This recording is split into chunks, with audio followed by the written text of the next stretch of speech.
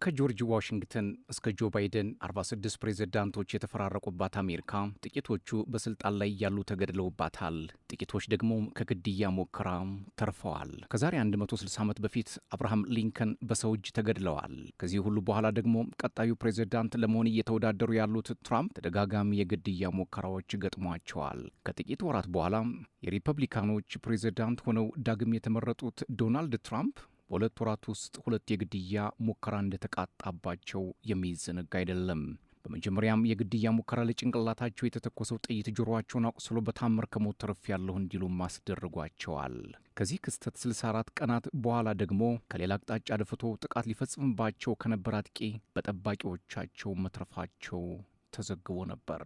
ትራምፕ ከ4 ዓመት በፊት በፕሬዝዳንትነት መንበር ላይ ሳሉ ይህ ክስተት ባያጋጥማቸውም በርካታ የአሜሪካ ፕሬዝዳንቶች በስልጣን ላይ ያሉ ወይ ተገድለዋል ወይም የግድያ ሙከራ ተደርጎባቸዋል። ከአብርሃም ሊንከን እስከ ዶናልድ ትራምፕ የተፈጸሙ ግድያዎችንና የተቃጡ የግድያ ሙከራዎችን እንዲህ እንመለከታለን። አብርሃም ሊንከን ቀዳሚው ናቸው። 1857 ነበር የተገደሉት። መሳሪያ አቀባብሎ የተተኮሰባቸው ተዋናይ ነው። የተተኮሰባቸው ደግሞ ቲያትር ቤት ውስጥ ሳሉ ነበር። አብርሃም ሊንከን አስቂኝ ዘውድ ያለው ትዕይንት ለመመልከት በተገኙበት ስፍራ አሜሪካውያን መሪር ሐዘን ላይ በጣለ ክስተት ክፉኛ ቆስለው ከቲያትር ቤቱ ወጥተዋል። ከጥብቅና ሙያ ተነስተው ወደ ፖለቲካ የገቡት አብርሃም ሊንከን በተገደሉበት ወቅት 16ኛው የአሜሪካ ፕሬዝዳንት ነበሩ። ከአሜሪካም የእርስ በርስ ጦርነት በኋላ አሸናፊውን የአንድነት ኃይል የመሩት ሊንከን የሪፐብሊካን ፓርቲ እጩ ሆነው የቀረቡት በ1853 ዓ ም ነበር። 160ኛ ዓመቱን ሊደፍን ጥቂት ወራት የቀሩት ይህ ክስተት አረብ መጋቢት 9 1857 ነበር የተፈጸመው። ዋሽንግተን ዲሲ በሚገኘው ፎርድ በተሰኘው ቲያትር ቤት ጆን ዊልከስ ቡዝ የተባለው ታዋቂ ተዋናይና የኮንፌዴሬሽን ድጋፍ ፕሬዝዳንቱ ወደ ተቀመጡበት መከለያ ወይም ሳጥን ውስጥ ገብቶ ጭንቅላታቸው ላይ ተኩሶባቸዋል። ፕሬዝዳንቱ ቅዳሜ ማለዳም ሕይወታቸው አልፏል። ይህ ከሆነ ከ12 ቀናት በኋላ ገዳያቸው ቡዝ ቨርጂኒያ በሚገኝ የእርሻ ቦታ ተይዞ ተገድለዋል። ሊንከን ከተፈጸመባቸው ግድያ 4 ዓመታት በፊት ከግድያ ሙከራ ተርፈው ነበር። ያኔ የአሜሪካ ፕሬዝዳንት ሆነው ዳግም የተመረጡት ሊንከን ቃለ መሐላ ለመፈጸም እየተጓዙ ሳለ ማንነቱ ባልታወቀ ሰው ነበር ግድያው የተቃጣባቸው። ጄምስ ጋሪፊልድ ናቸው። 1874 ዓ.ም ላይ ነው የተገደሉት። ጋሪፊልድ 20ኛው የአሜሪካ ፕሬዝዳንት ነበሩ። ሆኖም በተፈጸመባቸው የግድያ ምክንያት በስልጣን የቆዩት ለ200 ቀናት ብቻ ነበር።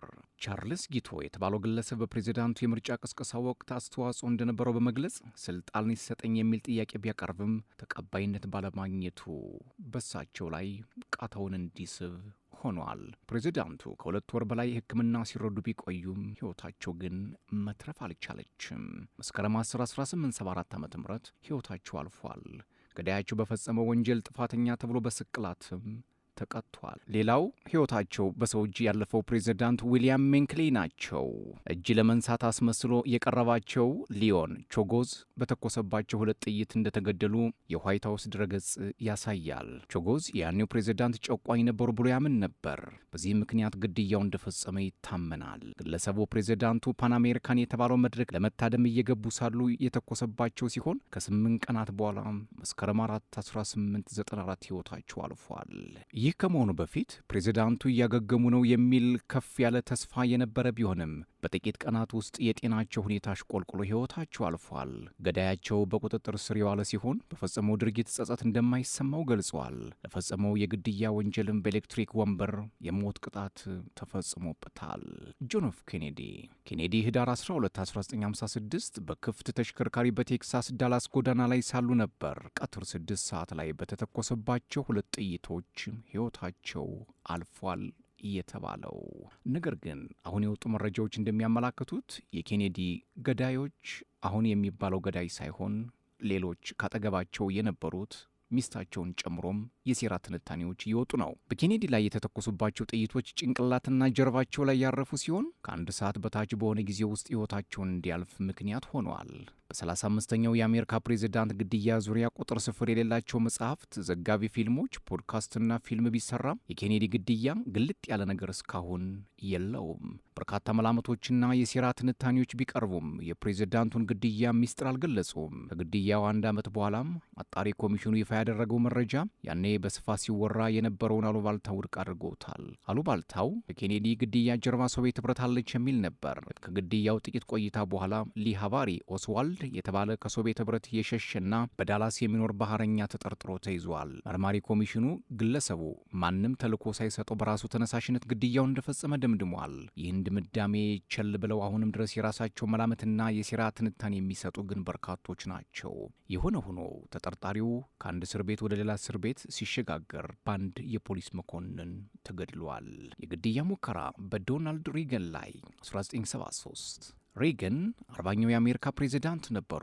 መጋቢት 21 1973 ዋሽንግተን ዲሲ ከሚገኘው ሂልተን ሆቴል እየወጡ ሳለ በተተኮሰባቸው ጥይት ደረታቸው አካባቢ ተመትተዋል። ፕሬዝዳንቱ ከ43 ዓመታት በፊት የግድያ ሙከራ የተቃጣባቸው ገና ቢሮአቸውን እንኳን በቅጡ ሳይለምዱት ነበር። ፕሬዝዳንት በሆኑ በ69ኛው ቀን ጆን ሂንክሊ የተባለ ግለሰብ የተኮሰባቸው ጥይት ከሞት መለስ ከፍተኛ ጉዳትና ስቃይ አድርሶባቸዋል። ፕሬዝዳንቱ በጆርጅ ዋሽንግተን ዩኒቨርሲቲ ሆስፒታል 12 ቀናት ሕክምና ከተደረገላቸው በኋላ ገግመዋል። ከዚያ በኋላ ሬገን እስከ 1981 ለ2 የስልጣን ዘመን አሜሪካን መርተዋል። በ1996 ዓ.ም በ93 ዓመታቸው ሕይወታቸው አልፏል።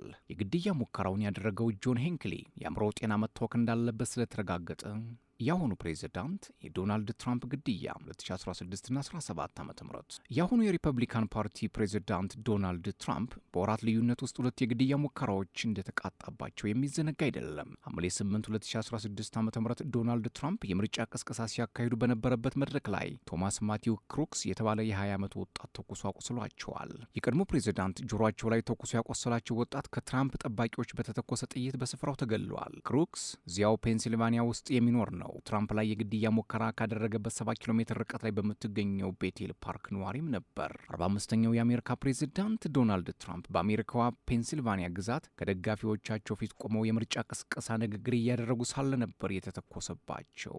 ይህ ከሆነ ከ2 ወራት በኋላ ደግሞ ትራምፕ መስከረም 5 2017 ዓ.ም ሌላ የግድያ ሙከራ እንደተቃጣባቸው በስፋት ተዘግበዋል። ትራምፕ ፍሎሪዳ በሚገኘው የጎልፍ መጫወቻ ሜዳ ላይ ሳሉ የፕሬዝዳንታዊ ጥበቃ ቡድን ሴክሬት ሰርቪስ ባልደረቦች አንድ የጦር መሳሪያ የታጠቀ ግለሰብ ተመልክተው ተኩስ እንደከፈቱበት ተናግረዋል። ተጠርጣሪው ከሩሲያ ጋር ጦርነት ውስጥ የምትገኘው ዩክሬን ተቆርቋሪ ነበር። ራያን ሩት ይህ ግለሰብ የውጭ ተዋጊዎች ለዩክሬን ተሰልፈው ሩሲያ እንዲወጉ ይወተውት ነበርም ተብሏል። አሁን በቁጥጥር ስር ውሎ ምርመራ እየተደረገበት ነው። ሌሎች የግድያ ሙከራዎች ቢል ክሊንተን ግድያ ሙከራ 1987 ዓ.ም ፍራንሲስኮ ማርቲን ዱራን የተባለ ወንጀለኛ 42ኛው የአሜሪካ ፕሬዝዳንት ቢል ክሊንተን ላይ የግድያ ሙከራ ፈጽሟል። ጥቃት ፈጻሚው ጥቅምት 1987 ፕሬዝዳንቱ ዋይት ሃውስ ውስጥ ሳሉ በታጠቀው ጠመንጃ በተደጋጋሚ ቢተኩስባቸውም አንዱም ጥይት ሳያገኛቸው ተርፈዋል። ዱራን በፕሬዝዳንት ክሊንተን ላይ ለፈጸመው የግድያ ሙከራው 40 ዓመት ተፈርዶበታል። ጆርጅ ደብሊው ቡሽ የግድያ ሙከራ 1997 ክሊንተንን የተኩት 43ኛው የአሜሪካ ፕሬዝዳንት ጆርጅ ደብሊው ቡሽ ግንቦት 2 1997 የግድያ ሙከራ ተቃጥቶባቸው ነበር። ቭላዲሚር አሩቲዩኒየን የተባለ የጆርጂያ ዜግነት ያለው ግለሰብ በጆርጂያ ዋና ከተማ ቲብሊሲ ከተማ ውስጥ ቡሽ ንግግር እያደረጉ ሳለ ክሯል ፈንጂ ወርሮ ለመግደል ሞክሮ ነበር። ነገር ግን በጥቃቱ ምንም አይነት ጉዳት አላደረሰም። ግለሰቡ በዚህ ድርጊቱም የዕድሜ ልክ እስራት ተፈርዶበታል። ክቡራን አድማጮቼ ለዛሬ ይሄ መረጃ ወደ እናንተ አድርሻለሁ። ሰብስክራይብ፣ ላይክ፣ ሼር፣ ኮሜንት እያደረጋችሁ ቤተሰብ ሆኑ። ሰላም።